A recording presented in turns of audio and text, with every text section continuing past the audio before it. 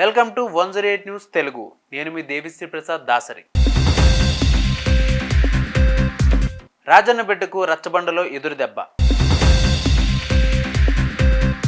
నిన్న నర్సీపట్నంలో జరిగిన రాజన్న రచ్చబండ కార్యక్రమంలో షర్మిలకు తగిలిన ఎదురుదెబ్బ అంతా ఇంతా కాదు. వైఎస్ఆర్ బిడ్డగా మొదలై జగనన్న బాణంగా మారి తెలంగాణ కోడలిపిల్ల ఈడపిల్ల కాదు ఆడపిల్లగా తన ప్రయాణం మొదలుపెట్టి తెలంగాణలో రాజన్న రాజ్యం తెస్తా అని గాండ్రించి చివరికి కాంగ్రెస్ పోసిన పాలు తాగిన పిల్లిలాగా తన పార్టీని కాంగ్రెస్లో కలిపేసింది. అంతేనా, ఇప్పుడు మళ్ళీ ఆడపిల్ల కాదు ఈడపిల్లనే అని చెప్పి ఆంధ్రలో మా అన్న చేసేది అవినీతి పరిపాలన అంటూ రాజన్న రాజ్యం ఆంధ్రకు ఎంతో అవసరమని మళ్ళీ గర్జన చేయడం మొదలుపెట్టింది. మరి ఆ గర్జనకు ప్రజల నుండి ఎటువంటి సమాధానం వచ్చిందో ఈ వీడియోలో చూద్దాం. మొదటిగా ఒకసారి రచ్చబండలో మన షర్మిల గారు ఏం మాట్లాడారో చెవులారా విందాం. అందరికి ఇల్లులు వచ్చినాయా? బంగారు చెల్లయ్యమ్మ ఇల్లులు వచ్చినాయా తల్లి? బంగారు చెల్లయ్యమ్మ. అందరికి పెన్షన్లు వస్తున్నాయా? అందరికి ఉద్యోగాలు వచ్చినాయమ్మా బిడ్డలకు? ఇక్కడ మాట్లాడతారట, ఒక్క నిమిషం మేడం. చూశారుగా, రాజన్న బిడ్డ గొంతులో ఆ గంభీర్యం మామూలుగా లేదు. మరి అంత మంచి ఆఫర్ని ప్రజలు ఉపయోగించుకోవాలి కదా, ఉపయోగించుకున్నారు కూడా. ఒకసారి అది కూడా చూద్దాం. నమస్కారం అండి, నా పేరు లోవరాజు. గొలుగొండ మండలం నర్సీపట్నం నియోజకవర్గం చిడువాల పంచాయతీకి సంబంధించిన నేను ఒక ఓటర్ని. మేము రాజశేఖర రెడ్డి గారు ఉన్న కాడి నుంచి కాంగ్రెస్ కార్యకర్తలమే. కాంగ్రెస్ జెండా మోసి రాజశేఖర రెడ్డి గారు వెనకాల సైనికుల్లాగా తిరిగిన వాళ్ళం మేము.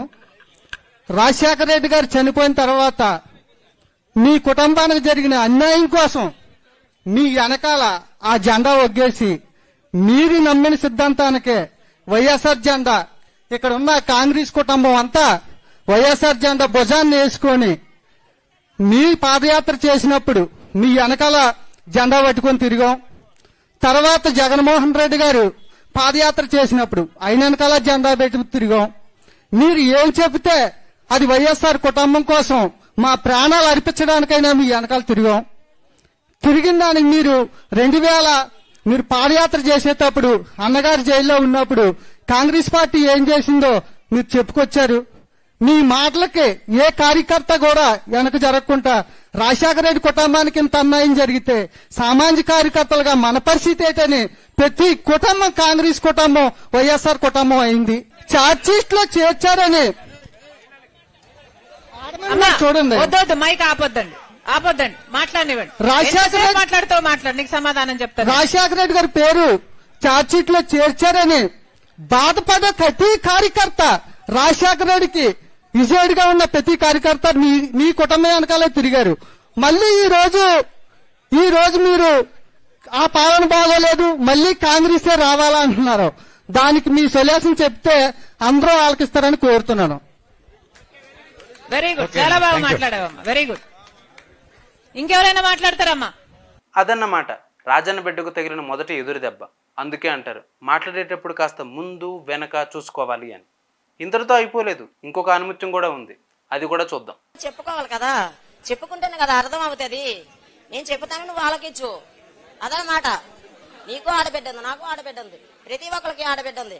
కానీ ఒక ఆడబిడ్డకు అన్యాయం జరిగితే ఎంతమంది నాయకులు ఉన్నారే, ఎవరన్నా సాయం వచ్చారా? వాళ్ళకి ఆడవాళ్ళు కానీ మొగోళ్ళు లేరని ఎవరన్నా కూడా వాళ్ళకి సాయం రాలేదే. వాళ్ళు పగవాలే వెళ్ళి వాళ్ళకి అప్పకాదు. నాకు అర్థం కాలేదు తల్లి, నీ సమస్య ఏమిటి? నేను చెప్తా, నాకు నీకు అర్థమవుతుంది, అర్థమయ్యే వాళ్ళకి అర్థమవుతుంది, అప్పుడు వాళ్ళకి చెప్తారు. అర్థమయ్యే వాళ్ళకి అర్థమవుతుంది, మీకు చెప్తారు. ఒక్కసారి ఒకే ఒక్కసారి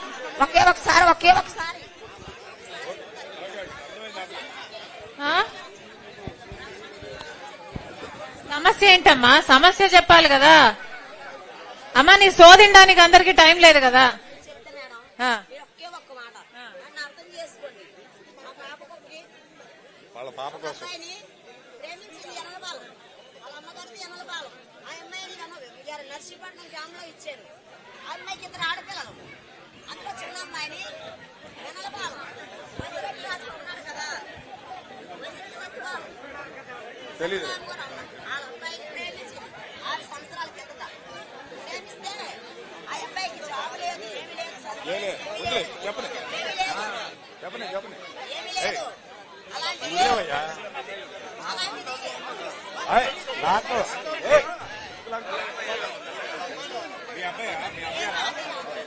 మీ అమ్మ వాళ్ళ అమ్మగారేలండి, వాళ్ళ అమ్మగారే ఈ బాబు వాళ్ళ. మీ అక్కల మ్యారేజ్ గురించి ఏదో చెప్తుందమ్మా, అంతేనా? ఓకేలే.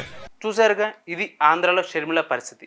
మరి ఈ రచ్చబండపై మీ అభిప్రాయం ఏంటో కామెంట్ల రూపంలో మాకు తెలియజేయండి. అంతవరకు కీప్ వాచింగ్ 108 న్యూస్ తెలుగు.